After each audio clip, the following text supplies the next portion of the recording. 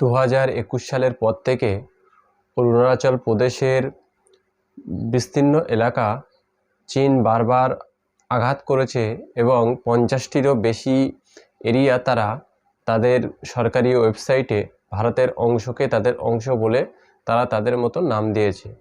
এখন আমাদের দেশের প্রধানমন্ত্রী দেশের দুর্বল শ্রেণীর মানুষের উপরে ক্ষমতা প্রয়োগ করতে গিয়ে বলে আমার 56 ইঞ্চি, বা তার ভক্তরা বলে আমাদের দেশের বুকের ছাতি 56 ইঞ্চি।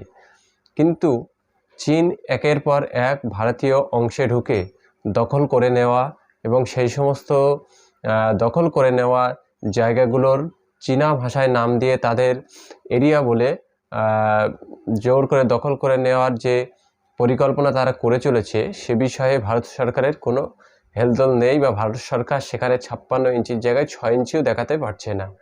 এখন দুর্বল শ্রেণীর উপরে সরকার 56 ইঞ্চির যে ক্ষমতা দেখায়, চীন বারবার 2021 সালের পর থেকে আজ পর্যন্ত অর্থাৎ 2024 সাল পর্যন্ত 50টিরও বেশি জায়গা তারা দখল করে নিয়েছে এবং সেখানে তারা সেনা ছাউনি গঠন করেছে।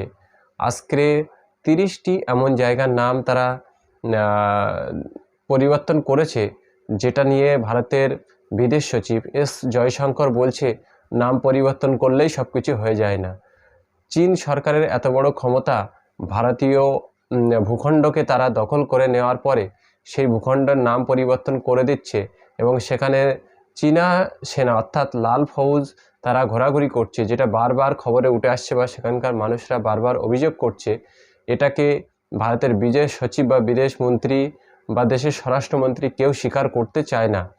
কিন্তু যদি নাম পরিবর্তন করে দিয়েই কিছু না করা যেত, তাহলে চীন কেন বা চীনের সৈন্যরা কেন ভারতীয় ভূখণ্ডে ঢুকে ভারতের অংশকে দখল করে নিয়ে সেখানে সেনা ছাউনি করছে?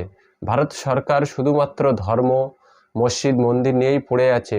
ওদিকে ভারতের পার্শ্ববর্তী দেশ তারা তাদের ক্ষমতা প্রয়োগ করে ভারতকে দখল করে নিচ্ছে। এ বিষয়ে মূর্খ নেতা মন্ত্রীরা কিছুই বলতে পারছে না এবং অন্ধ ভক্ত যারা আছে তারা মন্দির এবং মসজিদ নিয়ে পড়ে আছে। ওদিকে দেশের একটা বড় অংশ বিদেশিরা দখল করে নিচ্ছে। এটাই হলো আজকে ভারত বা নূতন ভারতের নূতন নমুনা।